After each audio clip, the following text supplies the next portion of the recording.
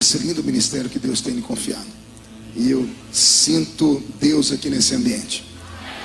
E Deus vai falar conosco profundamente hoje aqui. Alguém trouxe a Bíblia? Então abra sua Bíblia comigo no primeiro livro do profeta Samuel.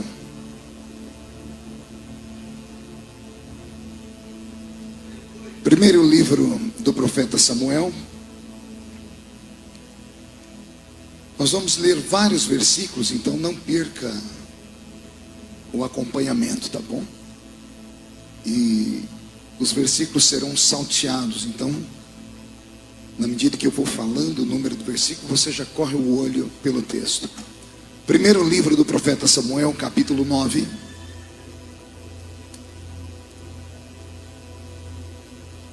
Deus está aqui.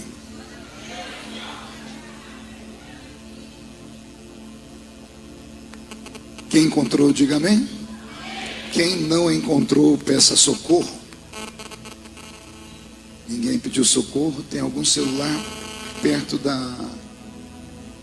do aparelho de som que está tocando e aí dá interferência. Se puder desligar o telefone, eu agradeço. Está escrito assim: havia um homem de Benjamim, cujo nome era Quis, filho de Abiel, filho de Zeror, filho de Becorate, filho de Afias, benjaminita, homem de Deus. Tinha ele um filho cujo nome, homem de bens, melhor dizendo.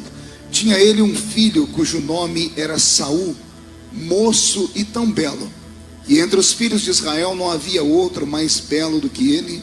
Desde os ombros para cima sobressaía todo o povo.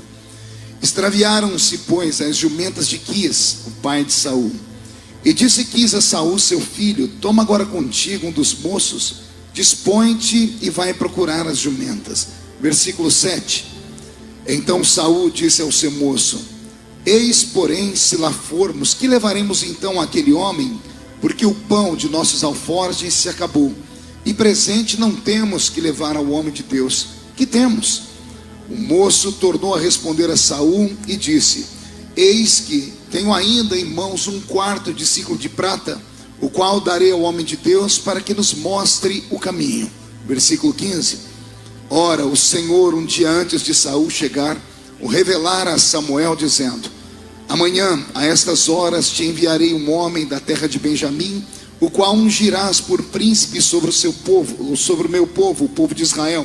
E ele livrará o meu povo das mãos dos filisteus, porque atentei para o meu povo, pois o seu clamor chegou a mim. Versículo 20. Quanto às jumentas que há 3 dias se te perderam, não se preocupe o teu coração com elas, porque já se encontraram.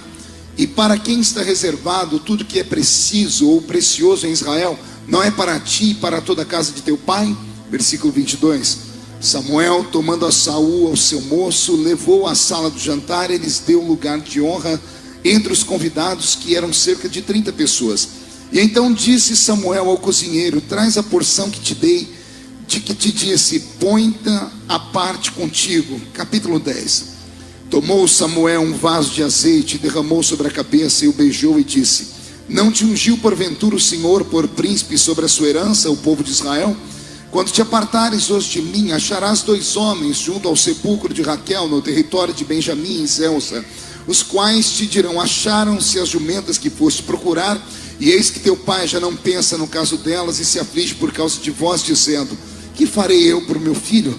Quando dali passares adiante, chegares ao carvalho de Tabor, ali te encontrarão 3 homens que vão subindo a Deus a Betel, um levando 3 cabritos, outros 3 bolos de pão e o outro um odre de vinho. Eles te saudarão e te darão 2 pães que receberás à sua mão. Então seguirás a Gibeá Elohim, onde está a guarnição dos filisteus, e há de ser que entrando na cidade encontrarás um grupo de profetas que descem do alto, precedidos de saltérios e tambores e flautas e harpas, e eles estarão profetizando. E o Espírito do Senhor se apossará de ti, e profetizarás com eles, e tu serás mudado em um outro homem. Feche o texto, coloque na cadeira, no banco e pegue na mão da pessoa mais perfumada do seu lado. Ainda dá tempo. Aperte a mão dele ou dela com carinho até eles falarem aleluia. Pentecostal que não faz barulho está com defeito de fabricação, não é? Vamos orar. Pai, nós te exaltamos, nós te glorificamos. E nós entendemos que dentro de alguns minutos, e esta linda igreja ficará pequena para o tamanho da glória que o Senhor vai mandar do alto dos céus. Os que vieram tristes começarão a saltar de alegria. Os que vieram se arrastando não voltam para casa se arrastando hoje. Hoje voltarão voando nas asas de um novo tempo. E antes que eu comece a ministrar a sua palavra, cerque esta igreja com a sua glória. E num raio de 5 quilômetros, onde houver um demônio alojado, eu dou a esses demônios segundos para sumirem daqui.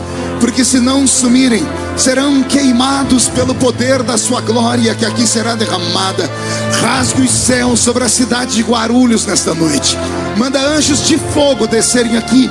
Que estes anjos desçam trazendo brasas de fogo nas mãos. Comecem a esparramar estas brasas entre nós. E onde houver um crente cheio do Espírito Santo, pega ele nesta noite, Jesus, e mostra o caminho da verdadeira e poderosa adoração. Fala conosco, fica conosco. É o que eu te peço agora e sempre. E toda a igreja diz. Os que podem, tomem o seu assento aplaudindo a Jesus, porque Ele é bom.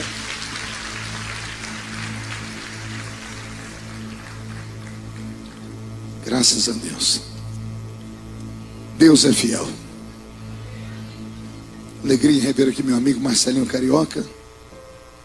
Tinha que ser Marcelinho Paulista, né? Mora aqui.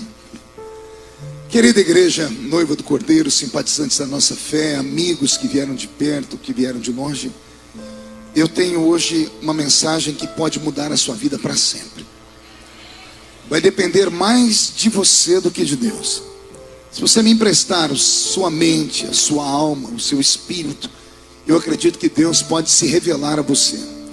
Como eu disse, dependerá mais da gente do que do eterno. Porque a parte dele ele sabe fazer bem, né, Bispo Salmo? Nós é que às vezes nos perdemos no meio da bênção, né? Abrir a Bíblia Sagrada, no texto que eu li, um texto um pouco extenso, mas você vai entender o motivo da leitura ser tão extensa, é você navegar no tempo, no passado, e conhecer um pouquinho da estrutura, da chamada, da criação do povo eleito, da nação de Israel. Relembrar os velhos textos da Bíblia não é apenas um exercício de memória. Quem já leu a carta aos Hebreus deve se lembrar que o escritor diz que tudo que foi escrito no antigo pacto foi escrito com uma finalidade: para que nós memorizássemos a história e não incorrêssemos nos mesmos erros do passado. De vez em quando políticos, amigos meus, usam essa frase no meio das suas prédicas lá na tribuna, né? E dizem sempre assim: o homem que não se lembra da sua história, ou que não conhece a história, está fadado a errar e cometer os mesmos erros que cometeram os nossos antepassados. Por isso, temos o Velho Testamento nas mãos. A história de hoje é uma das histórias mais belas da Bíblia. Uma história interessante. Uma história que vai nos mostrar como funciona a mente criativa do Deus de Israel. Deus está vivendo um momento de dificuldade com o seu povo. O povo de Israel começa agora a criar raízes na terra prometida e não querem mais ter um regime teocrático. Não querem mais que Deus seja o governante deles. Israel começa a sondar as nações vizinhas e começa a sentir ciúmes das nações vizinhas. E sentindo ciúmes das nações vizinhas, eles querem ser parecidos com as nações vizinhas. Esqueceram eles que a ordem, a estrutura, o moral, a essência, incluindo a política de Israel, não veio da terra. Tudo isso veio do céu.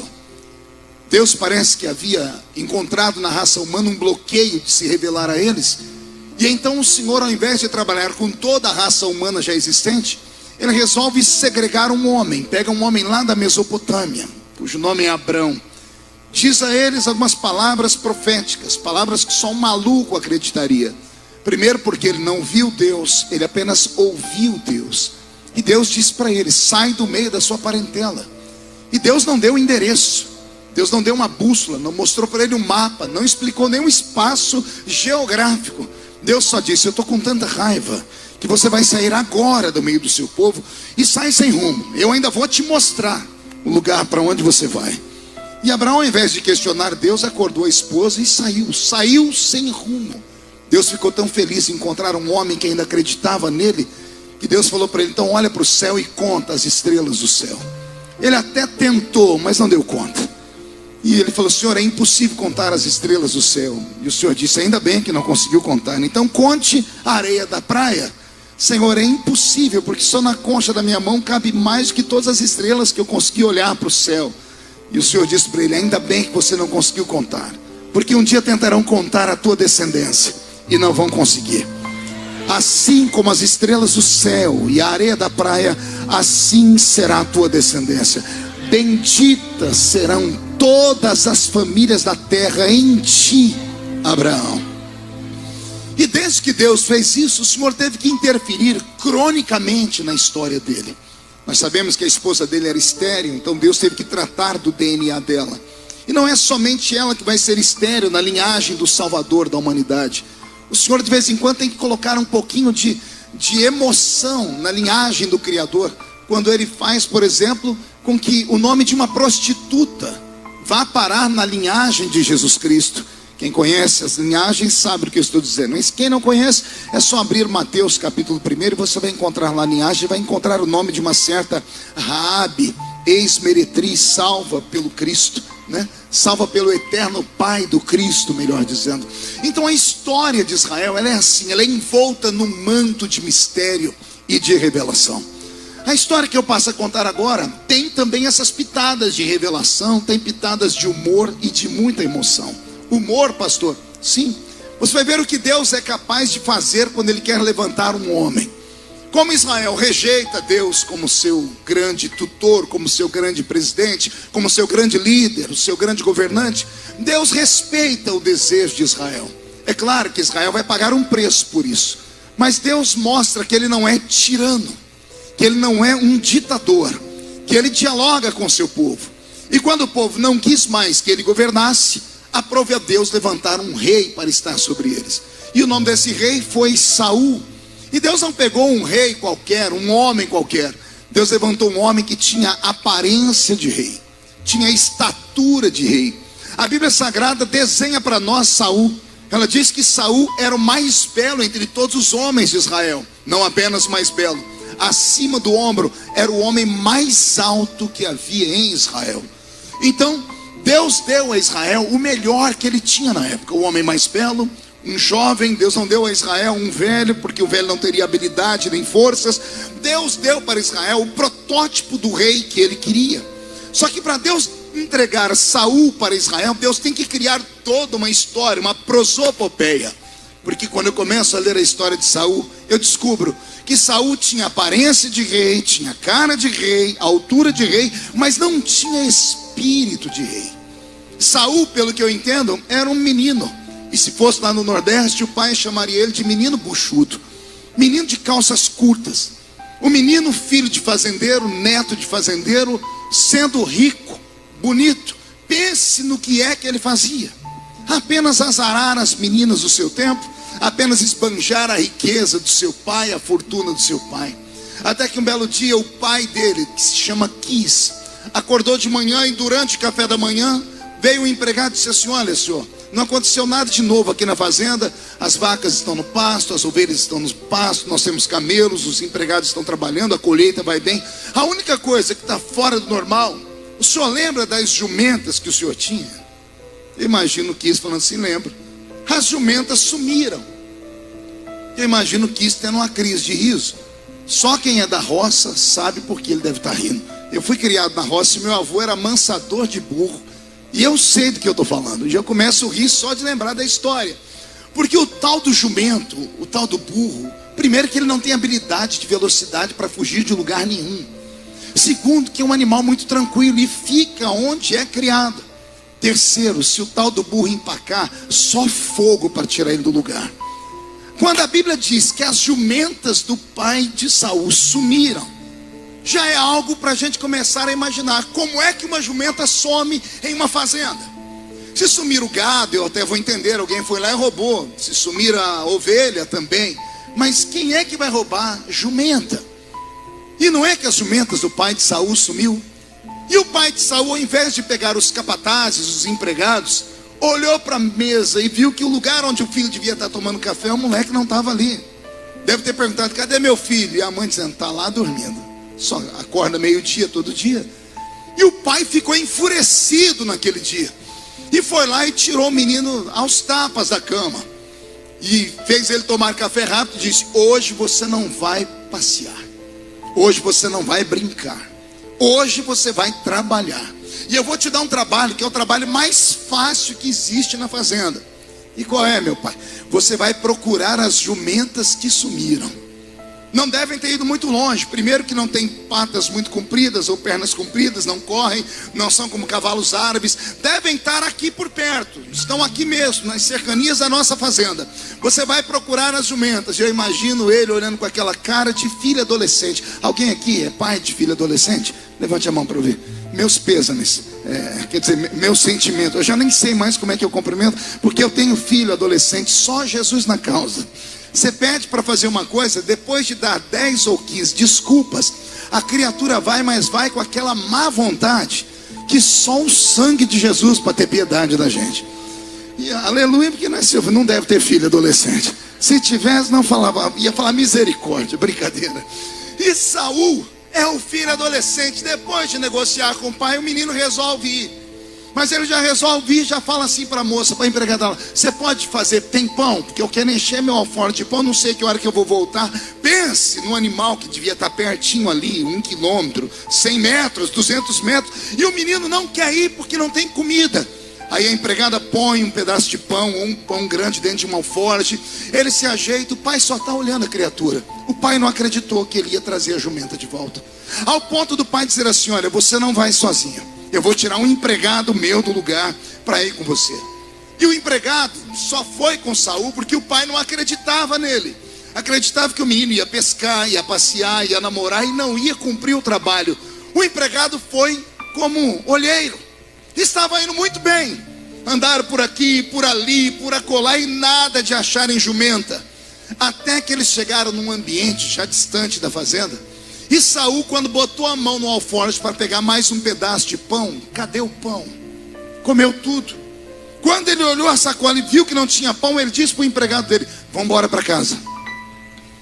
Mas e as jumentas? Jumenta que se lasque, acabou o pão, fome é que eu não vou passar. A Bíblia diz que o empregado olhou para o ambiente e disse assim: Saul, se não me falha a memória, o lugar onde nós estamos não é um lugar normal, nós nos distanciamos da fazenda.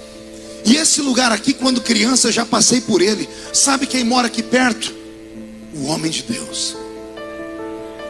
Quem? O vidente? O vidente. O profeta Samuel mora aqui perto. Como seu pai é fazendeiro, é muito conhecido, se a gente for até a casa do profeta, ele pode contar para nós onde é que estão as jumentas do seu pai. Bora lá. A Bíblia Sagrada diz que Saul disse: não, não vou. Mas não vai por quê? Porque eu sei que ninguém vai até o homem de Deus de mão vazia. E eu não tenho nenhum presente para dar para ele. Até o pão acabou. Vamos em casa, a gente pega um pedaço de pão, um presente e voltamos aqui. E o empregado disse: não, as coisas têm que ser urgentes. Você não tem nada, patrãozinho? Não tenho nada. Olha, eu sou seu empregado e eu tenho aqui 1/4 de ciclo de prata. Sobrou do pagamento do mês passado. Eu te empresto, depois o senhor me devolve? Claro que eu te devolvo. Saul pegou emprestado 1/4 de ciclo de prata, cabia aqui na palminha da mão dele. E ele viu a casa do profeta. E ele vai para a porta da casa do profeta. Está pronto para o encontro? Roberto, muda a música para mim.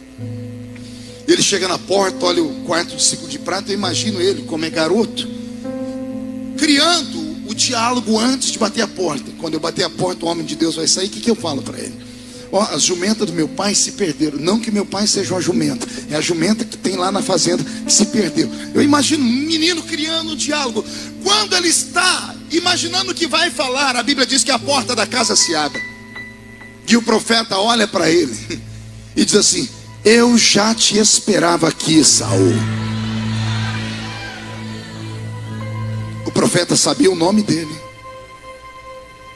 e já estava esperando ele. Quando ele foi entrando, o profeta disse: ontem Deus falou comigo que você viria aqui.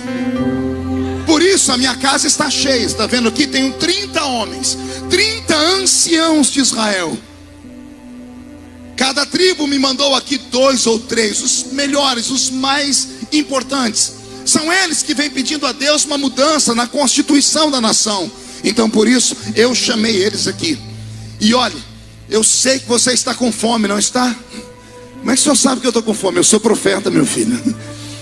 Está vendo o banquete? Ninguém tocou no banquete. Então você pode se sentar. A Bíblia diz que quando Saul foi se sentar e foi querer comer, o profeta diz: não, Saul, não é para comer a comida deles. A Bíblia diz que o profeta chamou o cozinheiro e disse: lembra a minha comida, a minha parte que é especial, porque a minha parte é profética, a minha parte é consagrada, a minha parte foi o próprio Deus que mandou. Sim, me lembro. Pegue a comida, reparta em 2 pratos. Por quê? Porque hoje não é só um ungido que vai comer. São 2 ungidos que vão comer essa comida. Quando o homem reparte o prato em 2 e coloca na mesa, Saul está pensando que é um dos anciãos que vai comer aquela porção, porque a porção é do profeta. E Samuel empurra um prato para Saul e diz: come, Saul. Ele era um menino buchudo, era um menino leviano, era filho de um homem rico, nunca pensou no futuro da vida, era namorador, era tudo. Mas como é judeu, desde criança é ensinado na lei do Senhor. E como é ensinado na lei do Senhor, Salomão um dia disse sobre isso: ensina o menino no caminho que deve andar, porque quando ele crescer nunca vai se desviar dele. Era cultura em Israel os pais contarem para os filhos as histórias do Deus de Israel. Aquele menino não tinha muita intimidade com Deus, mas conhecia a história do seu Deus. E sabia que havia algumas coisas em Israel que não havia explicação. Algumas coisas não vinham da horizontal, vinham direto da vertical.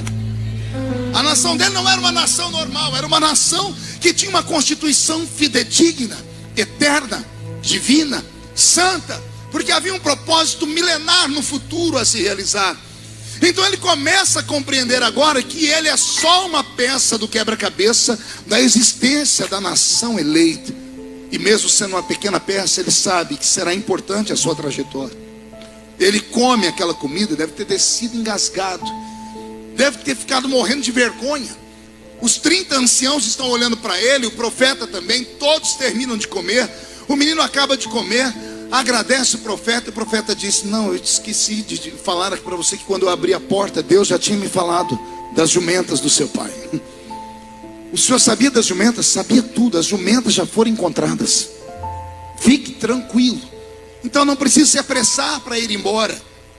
Mas eu já acabei de comer, já achei as jumentas, o que o senhor quer fazer comigo agora? Agora eu quero revelar para você por que é que você veio aqui. O profeta catou um vaso de azeite. Deve ter subido em cima de um balcão ou pedido para o menino ajoelhar. E derramou o azeite inteiro na cabeça de Saul. Quando todo o azeite desceu sobre a cabeça de Saul, o profeta bradou dizendo: eis a resposta de Deus para Israel. Querem um rei? Eu vos dou um rei. Um rei alto, um rei bonito, um rei que eu irei moldar para que supra as necessidades do meu povo. Saul, você agora é rei. O profeta abre a porta, o menino vai saindo, ainda está tentando imaginar o que aconteceu. Foi tudo muito rápido. Ele acordou de manhã como filhinho de papai. Ele saiu procurando jumento e não deu conta de achar. Aí ele bate a casa de um homem que já sabia o nome dele, sabia toda a história dele, e fala que esse menino agora vai voltar para casa como rei. Quando ele vai saindo, o profeta vê que ele está meio tonto. O profeta diz: Senhor, me ajuda, senão ele vai ter um infarto no miocárdio, ou vai se perder no meio do caminho, vai achar que isso é um sonho. Então o profeta segurou ele e disse: olhe para mim, Saul, quando você se apartar hoje de mim, você vai passar pelo sepulcro de Zelza, e lá vão sair 2 homens ao seu encontro.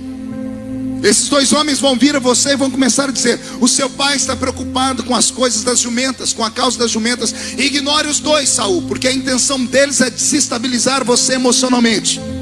Você vai continuar andando, porque no meio do caminho você vai encontrar alguns homens Esses sim estarão subindo a Deus, e eles levarão oferendas a Deus.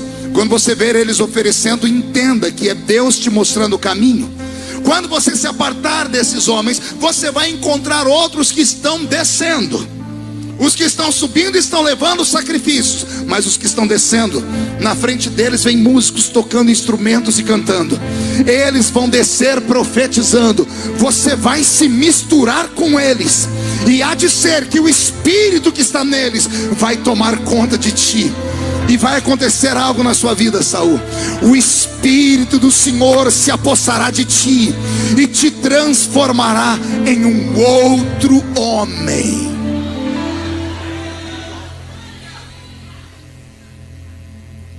Pois bem, essa é a história que li. Agora eu quero tentar interpretar ela, porque eu vim do interior para cá agora, foram 3, quase 4 horas de carro, e eu vim deitado no banco de trás, pensando no culto de hoje. E o Senhor em certo momento falou comigo: filho, olha a memória que eu te trago. E me trouxe essa história. E eu falei: o que o Senhor quer com essa história? O Senhor disse: é hoje. É hoje o que, pai? É hoje que eu vou mandar um monte de Saul para aquela igreja lá. Eu falei: mas como assim? Eu vou mandar um monte de menino buchudo para a igreja hoje. Vou mandar um monte de menina que só pensa em selfie, biquinhos, boquinhas, jogar cabelo para a esquerda, para a direita. Vou levar um monte de gente que está indo lá só para ver, curiosamente, o polêmico deputado. Eu usei isso em forma de jumenta perdida. Ou seja, muitos que vão lá porque perderam alguma coisa na vida. Um perdeu o casamento, emprego, trabalho, sonho, saúde.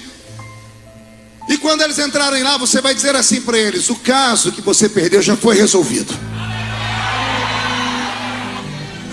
É sério. Você vai ter uma surpresa quando chegar em casa depois desse culto. Você vai disparar no Facebook e no WhatsApp: aconteceu, eu fui para a igreja, antes do profeta pregar, orar, ele disse que já tinha sido resolvido. Deus vai te surpreender com mensagens da família. A porta de emprego já vai estar aberta. Deus vai abrir algo que você jamais sonhou. Você não vai nem dormir essa noite de tão espantado que você vai ficar. Mas o maior milagre não é esse. Não é o casamento que já vai estar melhorando. Não é o filho que vai sair das drogas essa noite e falar: mãe, ora por mim porque eu quero voltar para a igreja. Não é a porta de emprego. Não, essas coisas foram só as jumentas que Deus fez você perder para vir aqui. Você veio só como motorista do amigo, não é? Você falou que ia embora, não aguentou, ficou, não é? Pastor, é que eu tinha que ir porque eu esqueci alguma coisa lá. Não, é que tinha acabado o pão no seu alforje. Mas olha o que Deus manda te fazer, ou te dizer: já tem um pão preparado para você aqui. Só que, bispo Saulo, não é um pão comum. Essa é a parte mais forte do que Deus me disse quando eu estava deitado no banco de trás do meu carro. Filho, a porção que eu te dei, a porção que é sua, do profeta, a revelação, a unção e a graça, hoje não será só sua. E eu disse: por que não? O Senhor disse: hoje você vai repartir com todos. Porque não sou apenas eu que sou ungido aqui nessa noite. Você mal sabe do que o futuro te reserva. Se você soubesse perto de quem você está sentado agora, você pegaria o número do WhatsApp, o Facebook, daria um abraço, tiraria uma foto junto, porque daqui uns dias você vai ouvir falar muito dessa criatura aí. Como assim, pastor? É alguém que entrou aqui por causa do casamento, Marcelinho, mas vai sair daqui como rei. Isso aqui é só para quem é espiritual e eu vou repartir. Entrou aqui vendendo almoço para comprar janta, mas vai voltar ungido como rei. Entrou aqui porque o casamento não deu certo, vai voltar para casa como mestre de ensinamento em como preservar casamento. Saiu de casa desempregado, amanhã ao acordar vem a ideia, a imaginação, a porta aberta. E Deus te tirou do emprego porque quer que você seja patrão e não empregado. Será que você consegue entender isso? O Senhor te trouxe hoje aqui para derramar uma unção tão pesada, eu vou repetir, tão pesada sobre a sua vida, que você tem duas escolhas: ou vai embora agora e sai debaixo dessa unção porque ela é pesada, ou deixa ela cair sobre a sua vida e você mal vai conseguir voltar para casa estás andando, porque eu não sei o que foi que te trouxe aqui, mas o Senhor me mandou te dizer que Ele botou um anzol no seu queixo, te fisgou, te trouxe para este culto, porque quando você atravessar a porta e ir para casa, não tem demônio em Guarulhos, não tem anjo em Guarulhos, não tem homem em Guarulhos capaz de tomar aquilo que Deus reservou para você, para sua família, para sua história, para sua casa. Há uma mudança acontecendo na sua história. Eu estou com meu corpo todo arrepiado.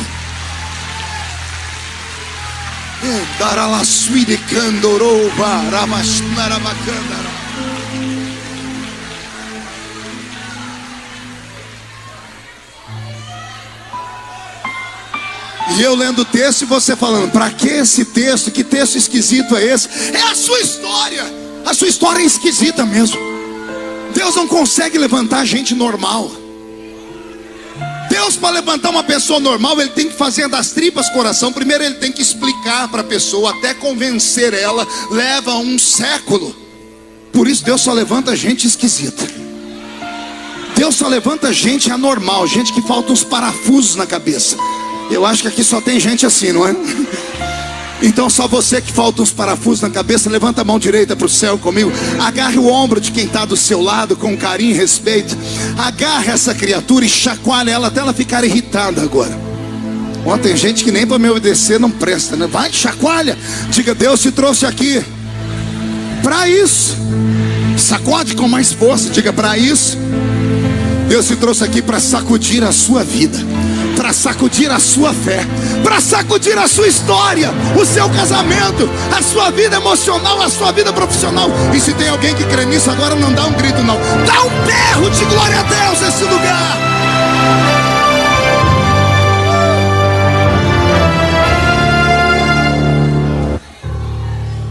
Alguns estão meio tontinhos ainda, porque não estão conseguindo entender o que está acontecendo.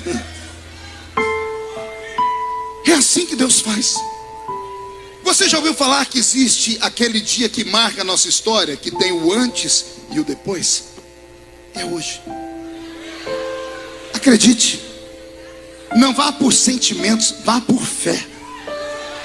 Pastor, mas eu não estou sentindo nenhum arrepio na coluna, não senti o vento das asas do arcanjo Miguel ainda, não tem fogo nos meus pés. Quem disse que Deus precisa de sentimentos? Ele só precisa que você acredite na palavra. Sua vida muda hoje e muda para sempre. Deus às vezes faz isso, Bispo Saulo. Tira-nos da zona de conforto, porque tem coisas que nós nem entendemos ainda, mas que já está na mente dele. Existem homens que se entregam para uma chamada, outros são escolhidos para uma chamada.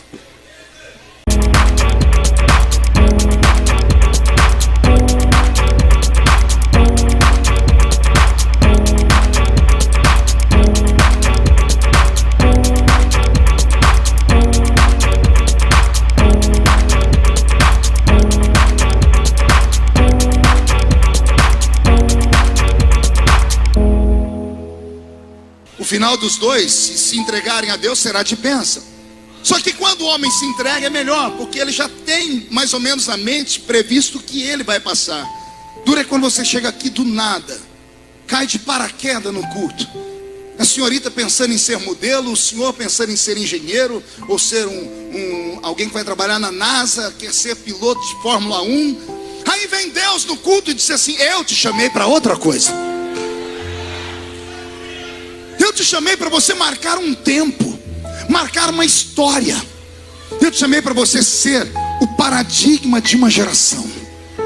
Eu te chamei hoje para que a sua vida seja transformada numa espécie de modelo que vai agregar milhões, não milhares, milhões de pessoas que vão olhar para você e vão querer se vestir igual a você, falar igual a você, pensar igual a você, caminhar como você, ser o eco da sua voz enquanto você aqui viver, porque depois que você dormir no Senhor, essa geração dará continuidade, a sua história virará livros, a sua história terá páginas importantes no Wikipedia. As pessoas um dia vão digitar o seu nome no Google para saber como foi que viveu numa geração alguém que foi usado tão extraordinariamente por Deus. Essa linguagem aqui não é para homens normais, nem para mulheres normais. Essa linguagem é para quem sonha em ver o reino de Deus ser implantado aqui nessa terra. Você consegue acreditar nessas coisas? Então recebe esta palavra e deixa ela criar raiz em você. Que bom que Deus mandou pessoas aqui hoje, que Ele fez isso de outras formas. Por exemplo, eu tenho aqui o Marcelinho Carioca. Quem aqui nunca ficou babando na frente da televisão vendo um rapaz que tem um pé tão pequeno chutar tão perfeito? Se eu desse o microfone para o Marcelinho agora e ele contar a história dele aqui, você ia ver que ele é um desses, que acabou perdendo uma jumenta na vida, foi procurar uma coisa, achou outra, e alguém viu o talento e de repente virou ícone no mundo inteiro. Eu fui cortador de cana, põe laranja, algodão e café, moro na mesma cidade que eu nasci. Quem me via lá na igrejinha pequena, ouvindo os profetas, aqueles profetas que eu sempre costumo desenhá-los, né? Só tinham 2 dentes na boca, o zagueiro e o atacante. A maioria era analfa de pai e beta de mãe. Quando vinham profetizar, dizia assim, ó, eu vejo esse menino aí, ó, num pássaro de aço, linguagem profética, né? E eu ficava imaginando, meu Deus, quem que é pássaro de aço? Moleque da roça, não sabia ler nem escrever.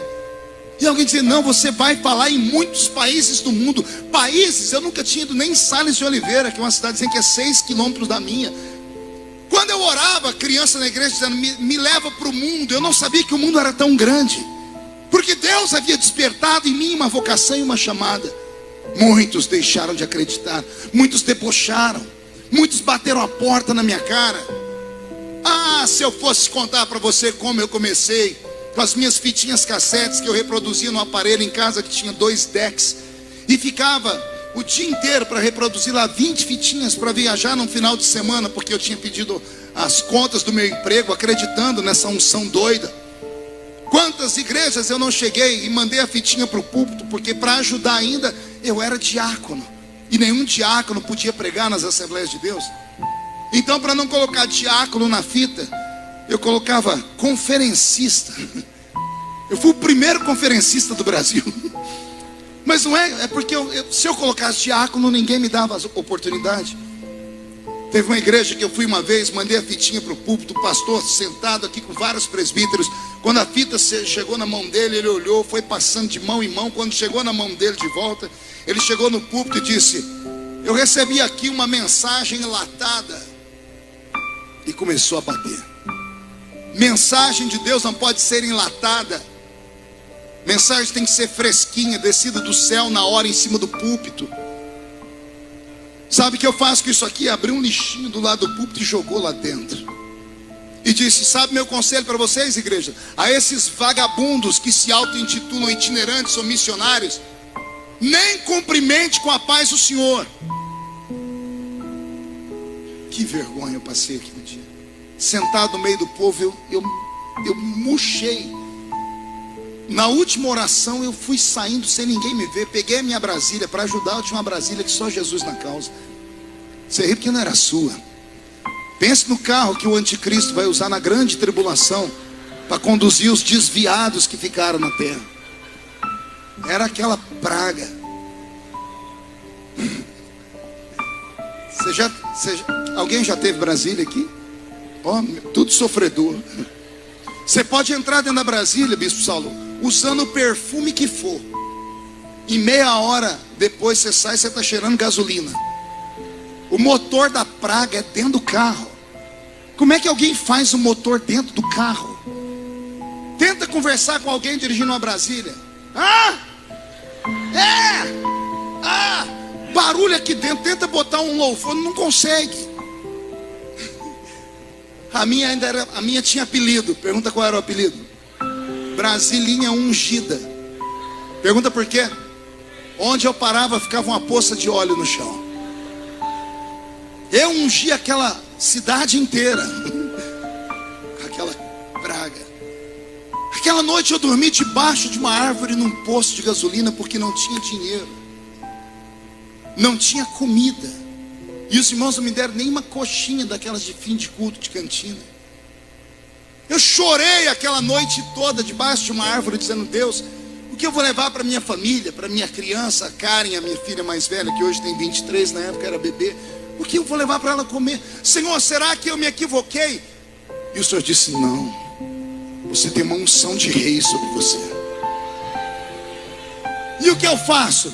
Continua cavando, continua empurrando portas. Eu não uso filhinhos de papai, porque filhinho de papai, tudo que recebe de mão beijada e nunca dá valor em nada. Pessoas que tudo vem na mão delas assim, elas nunca dão valor em nada. Nada para elas está bom, nada presta. Agora, quando uma pessoa paga o preço para ter alguma coisa, ela dá valor naquilo que ela pagou o preço. Vai te custar caro, mas continua sonhando, continua caminhando. O Senhor Deus te trouxe hoje aqui para mudar a sua vida de verdade.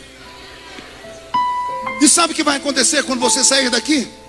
Você vai comentar com as pessoas sobre a mensagem, que a mensagem é interessante, é bonita e é cativante. Sabe o que vão dizer para você? Vão tentar tirar do seu coração tudo que eu estou plantando aqui. Mas o profeta disse a Saul: quando você sair daqui, você vai passar pelo sepulcro de Zelza, onde está a sepultura de Raquel. Sepulcro de Zelza. Onde é que fica um sepulcro, igreja? Não ouvi? Um coral, 1, 2, 3. É mais ou menos isso que vai acontecer com você quando sair daqui. Ao sair desse culto e tentar contar isso que está acontecendo para outras pessoas, você entrará dentro de um cemitério. E em cemitério só tem coveiros, pessoas prontas para enterrar tudo aquilo que um dia foi vivo. E vão tentar roubar a sua paz, assim como fizeram com Saul. O profeta disse: você vai se apartar, vão vir 2 homens e vão encher a sua cabeça com as questões da conta para pagar, com as questões do casamento, do filho que está nas drogas, com as questões das jumentas que se perderam. Assim diz o Senhor para você: atropele eles. Não, vou falar de novo.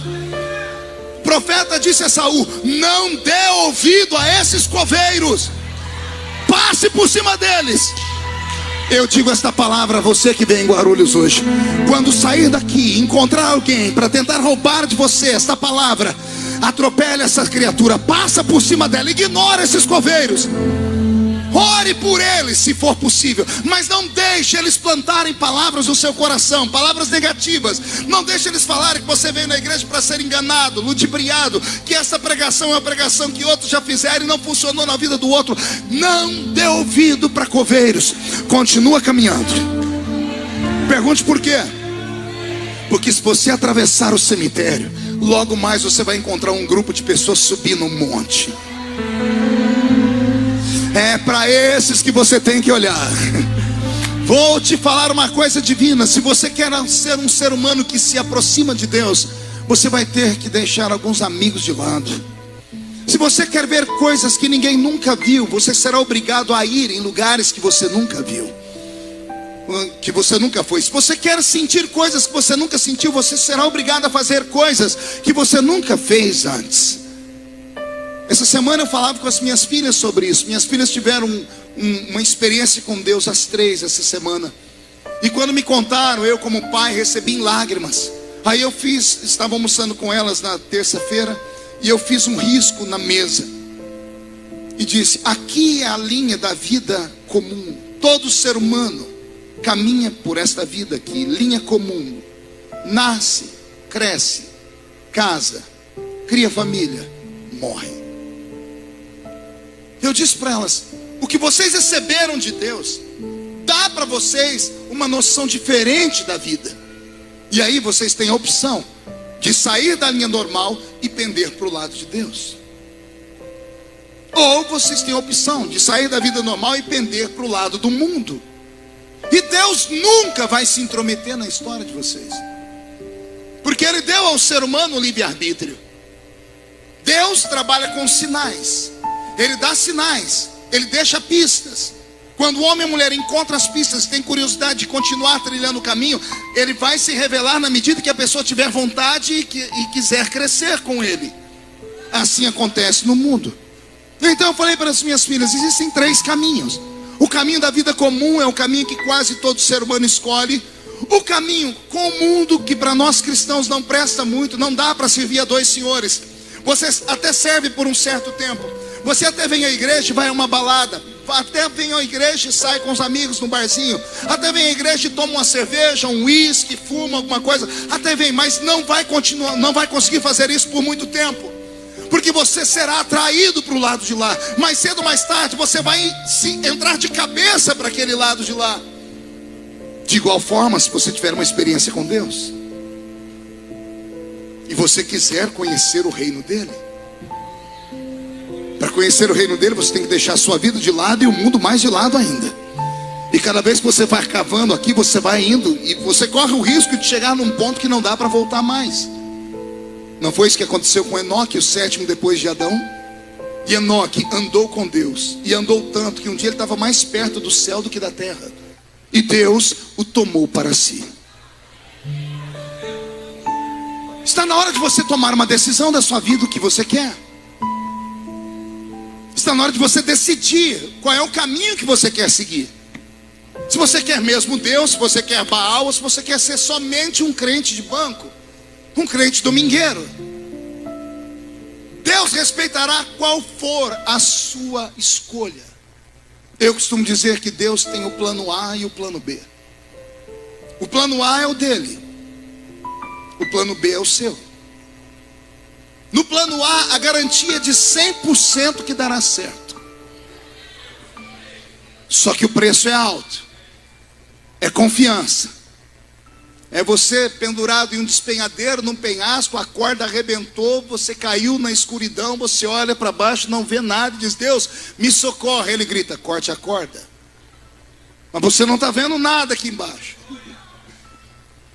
E aí você: mas Senhor, me socorre. Ele diz: corte a corda.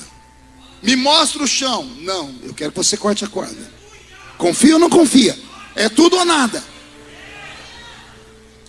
É papo reto. Não é assim que a moçada fala? Papo reto. Então, a escolha é só sua. Só que se entrar comigo, o plano A dá certo, o plano B é o seu. Deus não vai te impedir de criar o seu próprio plano, porque Ele não é ditador, que eu não disse.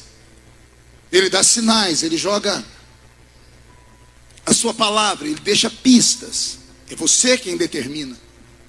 Saul recebeu de Deus a unção. O Senhor diz para ele: não dê ouvido a cemitérios, a homens de cemitérios. Passe perto do povo que está subindo o monte e veja o que eles estão fazendo. Isso é um sinal para você, Saul. Qual o sinal, Senhor? Passe a consagrar tudo que você tem para mim. Passe a me dar ofertas. Passe a me dar sacrifícios. Porque quanto mais você faz isso, mais perto de mim você chega. E depois que você fizer isso, você vai atravessar e vai conhecer pessoas que já estão descendo da montanha. Pode ver que eles não estão descendo chorando, eles estão descendo cantando. Podem até ter subido chorando, mas quando desce, desce cantando. Quem leva o sacrifício chorando, mas depois que entrega o sacrifício, ele desce cantando. Não só cantando, ele desce profetizando. E aí, o que eu faço, Saul? Ou Samuel, quando você vê os meninos profetizarem, pula no meio deles. Porque o que está neles vai pegar você. Anote essa frase: a unção que você respeita é a unção que você atrai. Vou falar de novo. A unção que você respeita é a unção que você atrai sobre a sua vida. Então, com este texto, eu posso voltar àquela velha frasezinha que um dia foi pintada na traseira de caminhões: me diga com quem tu andas, eu direi quem tu és. O que Deus fez com Saul não foi uma metamorfose. O que Deus fez com Saul não foi uma maquiagem. O Senhor disse: depois que você começar a profetizar, eu te mudarei, eu te transformarei em um outro homem. Porque Saul precisava disso. Porque ninguém respeitaria a unção que estava sobre a vida dele. Porque ele continuava por fora, sendo menino, sendo jovem, bonito, namorador, filho de papai. Só que agora ele volta com um peso de uma responsabilidade de uma nação. Agora ele é rei. E como rei, as pessoas não vão querer acreditar nele por causa da aparência dele. Então Deus tem que mudar ele por dentro, para que quem olhar por fora continue vendo o menino, mas quando esse menino abre a boca, as pessoas vão ver que ele é um homem de verdade. Deus fará isso na sua vida nesta noite. Anote a profecia, você vai sair daqui assustado. Essa noite você não vai conseguir assistir televisão, bater papo com ninguém, vai se trancar no seu quarto e vai orar. À noite, você será visitado pelo Espírito do Senhor. Os sonhos e visões vão voltar a brotar. Anote o que eu estou dizendo, Deus vai te visitar em sonhos esta noite. E Ele vai te dar palavras proféticas. Quando você acordar amanhã de manhã e olhar no espelho, você não vai se reconhecer. Você não vai reconhecer as suas próprias atitudes. Não se assuste com o que vai acontecer depois dessa noite, é profético. Os seus amigos vão dizer para você, você está estranho. Sua palavra está mudada, o seu olhar está mudado, a sua roupa está mudada, seu jeito de ser está mudado. O que foi que aconteceu? E aí você vai dizer, ontem eu encontrei o que eu fui procurar. Só que Deus acabou me mostrando coisas que eu nem estava procurando. Eu achei o que eu queria, mas Deus me mostrou o que Ele queria de mim. Você não foi chamado para ser um normal. Você nunca percebeu que nada na sua vida dá certo? Será que eu sou o único ser humano que um dia olhei para o espelho e disse assim, por que nada para você dá certo? Por que o diabo te odeia? Dinheiro você não tem, beleza, só Jesus na causa. Tem uns aqui que quando se olha no espelho não sabe se está de frente ou de costa. E mesmo tendo esse monte de complicações na vida, por que o diabo te atormenta tanto? Pergunte para mim, por quê, pastor? Porque de vez em quando Deus abre a janela do céu. Não sei se ele fica entediado, bispo Saulo. Ele abre a janela do céu e ele faz igual a gente, quando a gente, sabe quando você olha para o infinito? Deus abre a janela do céu, Marcelinho, e olha para a terra. E o diabo, como é mestre e psicólogo por natureza, pega Deus olhando geralmente para uma criatura só. E quando o diabo vê Deus olhando para alguém, ele já se arrepia. Pastor, isso é invenção da sua cabeça? Viste tu, meu servo Jó?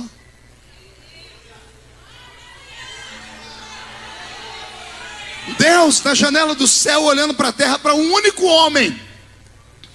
O diabo viu e na hora disse assim, se está olhando é porque tem alguma coisa. Tentou destruir a vida dele inteira. Mal sabia que Deus tinha um propósito na vida dele. Quando chegar no céu, quantos crentes vão querer dar um abraço em Jó e dizer, foi a sua luta que me ajudou a dizer, eu sei que o meu Redentor vive. Você está compreendendo? Pastor, o que o senhor quer dizer? Eu quero dizer que o diabo te viu. Ele viu você. Ele viu Deus olhando para você. Ele pegou Deus olhando para você quando você ainda era pequeno e informe. Quando você não era nenhuma criatura ainda definida. Ele viu Deus olhando para o ventre da sua mãe. E ele viu Deus te separando no meio de milhões. Milhões foram plantados. Só você fecundou o útero. E olha você aqui sentado agora. Sofre por quê?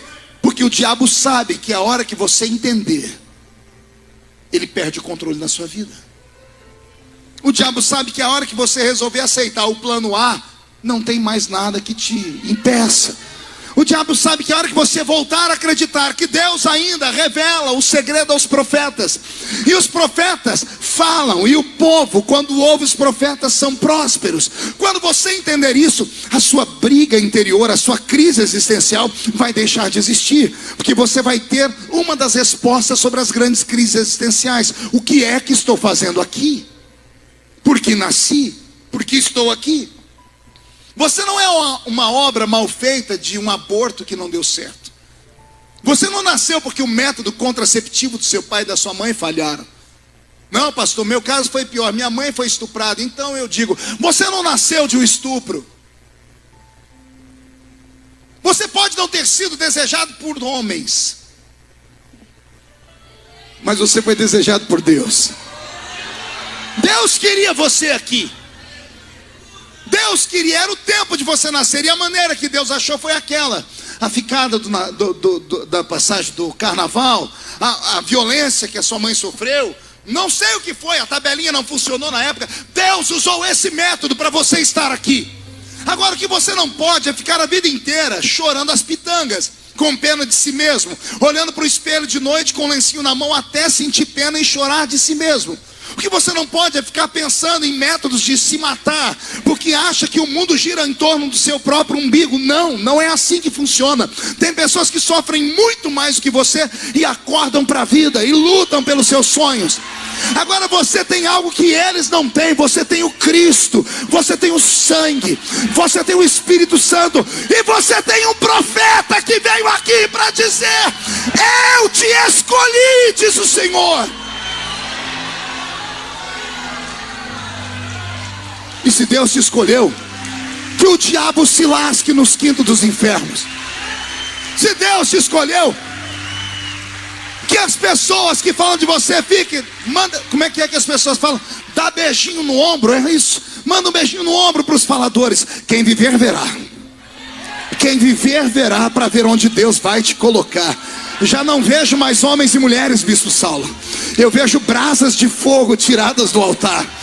Homens e mulheres que, se crerem em pelo menos 10% do que eu estou falando, ah, meu Deus do céu, quando colocarem o pé na rua, não tem Zé Pilintra, Zé Pilantra, Chucaveira, Tranca-Rua, Preto Velho, vai haver um reboliço. Deus vai mandar um redemoinho.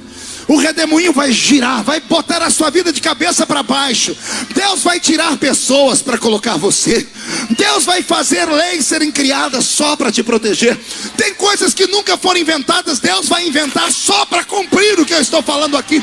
Aquilo que não existe, Ele vai trazer à existência, porque Ele tem uma chamada na sua história.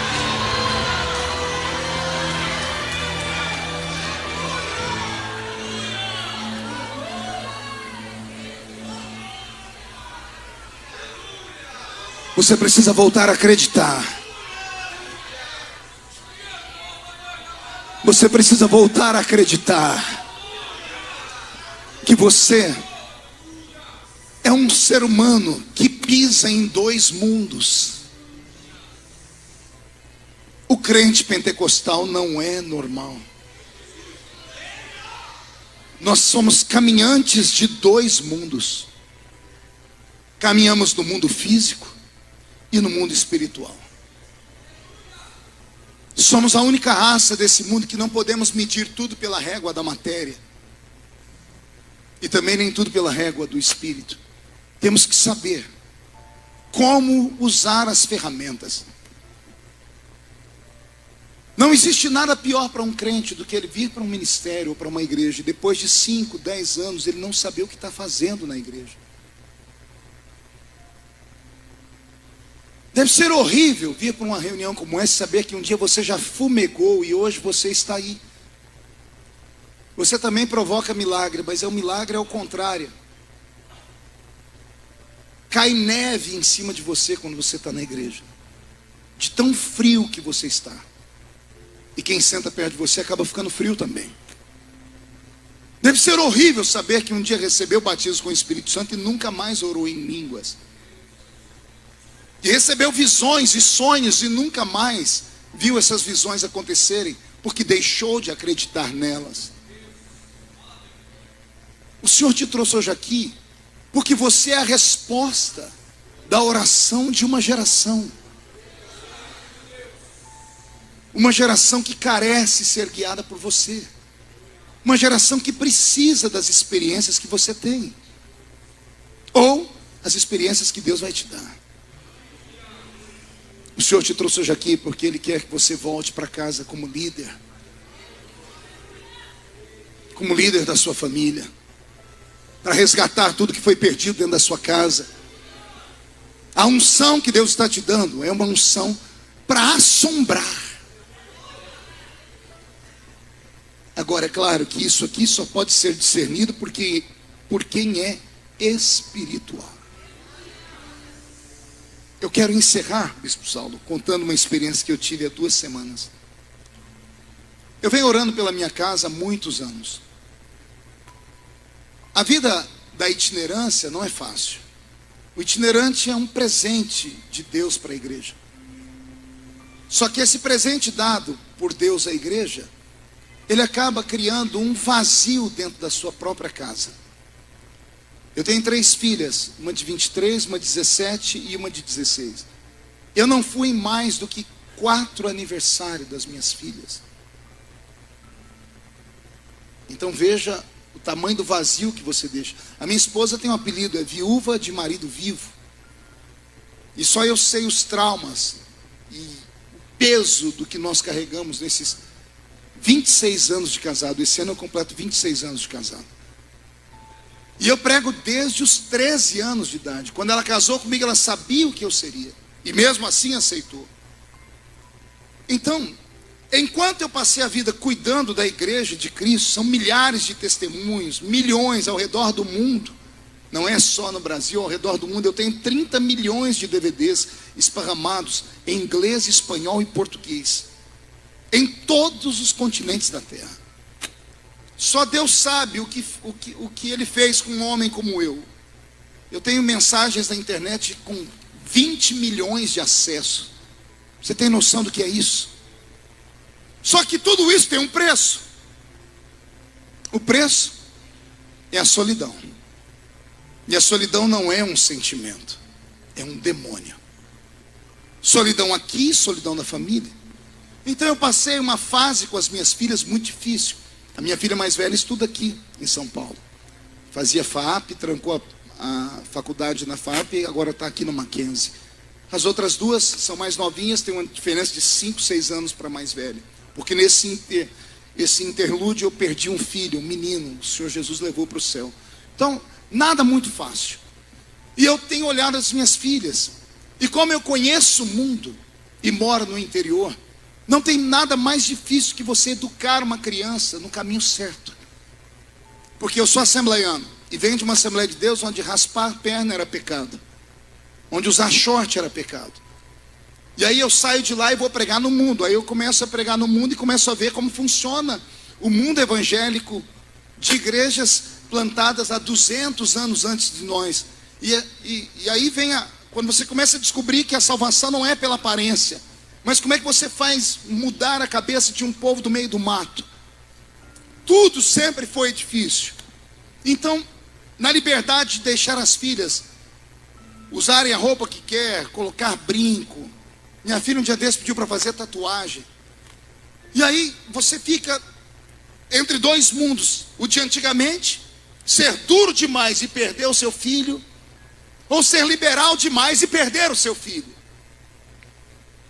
E eu comecei a ter crises, porque minhas filhas vão à igreja, são boas filhas, mas estavam envolvidas com amigos, e vão para as festinhas, e eu comecei a perceber que as minhas filhas não estavam onde deveriam estar. E eu entrei numa campanha de oração, porque falei, Deus, essa briga é minha. E há 2 semanas atrás, eu estava em casa, cheguei de viagem, dobrei meu joelho, eu orei 1 hora, peguei meu telefone e liguei para as 3 filhas, dentro de casa. Olha a situação. Para falar com os filhos dentro de casa, tem que ligar no telefone deles. Eu moro numa casa que tem 3 mil metros quadrados, é muito difícil achar as crianças onde elas estão lá dentro. Liguei para elas. E liguei dizendo assim, eu queria que vocês fossem orar comigo hoje. No meio do mato. No monte, onde papai teve muitas vitórias. E aí já esperava um monte de desculpas. Vieram todas as desculpas possíveis. E eu com paciência insisti, até que a primeira aceitou. A segunda foi influenciada pela primeira e a terceira influenciada pelas outras 2. Consegui chamar minhas filhas para orar. Foi uma grande vitória. Chamei minha esposa e subimos o monte para orar. E o que Deus fez naquela montanha, não tem palavras para dizer. Minhas 4 mulheres ajoelhadas. Quando eu fui ajoelhar, Deus falou comigo, não se ajoelhe, você é o sacerdote de casa. Proteja as suas mulheres em oração. E eu entrei numa oração de guerra. Não era oração contra demônios, era contra principados, potestados, tronos, com demônios gigantescos, demônios que sabem o desfalque que Deus me usou para dar ao inferno, e pegaram toda a ira deles para dar às minhas filhas, à minha família. Eu suava, eu gritava, meu olho saltou. Depois de uma hora de oração de guerra, o que estava em mim pegou minha família toda. Minhas mulheres ajoelhadas começaram a esmurrar os bancos, a falar em línguas. Eu olhei, isso era de tarde, era 2 horas da tarde. Minhas filhas com o rosto vermelho, orando como uma guerreira. Eu falei, meu Deus, eu estou sentindo a sua presença. Eu levantei minhas mãos e disse, Satanás, aqui não. Na minha casa não. Nas minhas filhas não, na minha esposa não. E defendi minhas filhas, orei com uma por uma, acabei fazendo um ato falho, fui orar com uma, chamei o nome da outra, que as duas pequenas têm diferença de 6 meses, elas são muito parecidas, e ajoelhadas, as duas tinham vindo da escola, calça jeans, cabelo comprido, cobriu o rosto. Eu abençoei uma errada, quando eu levantei o cabelo, fui lá e abençoei de novo, voltei. Depois de orar bastante com elas, eu recebi uma unção, e eu sentei, comecei a chorar. Tive uma crise de choro. E eu pude ver algo que eu nunca tinha visto. Minhas filhas levantaram e vieram orar pelo pai. E foi uma oração tão profunda, embora simples, tão curtinha, mas pareceram horas, que quando elas começaram a me abençoar, aí que eu quase infartei. Depois de uns 40 minutos chorando com a família toda, fiquei de pé e disse, vamos encerrar aqui. Fizemos uma rodinha no meio do mato. E eu falei para minha filha mais velha, foi um teste. Você pode despedir em oração, filha? Outro tempo, outra hora, ela não ia fazer. Ela disse, papai, eu vou orar. Ela apertou minha mão, a mão da irmã dela que estava de cá, eu com a minha esposa, as outras duas. Ela começou a orar. Mas a minha filha transcendeu. Ela saiu da terra. Ela orava 3 palavras numa língua, 2 em outra. E chorava. E no meio da oração dela, ela fez uma oração que quase me matou. Eu não sabia que as minhas filhas me observavam. E a minha filha disse assim, Deus do meu pai, me dá 1% do que o Senhor deu para o meu pai. Se revela a mim, Deus do meu pai. Deus do meu pai. Isso me quebrou por dentro. A minha filha não invocou o Deus de Abraão. Ela não invocou o Deus de Isaac, Deus de Jacó. Ela invocou o meu Deus. O Deus que levantou o pai dela. Eu agarrei ela e disse, o meu Deus, filha, não vai te dar 1%, Ele pode te dar o dobro. Porque Ele pode te dar uma unção dobrada, como Ele nunca deu a ninguém antes. A minha casa foi renovada. Dia seguinte, minha filha falou, papai, nós queremos ir num retiro que vai ter em São Paulo, de uma igreja chamada Tunamis. E foi essa semana agora. Eu disse, papai, eu deixo vocês irem.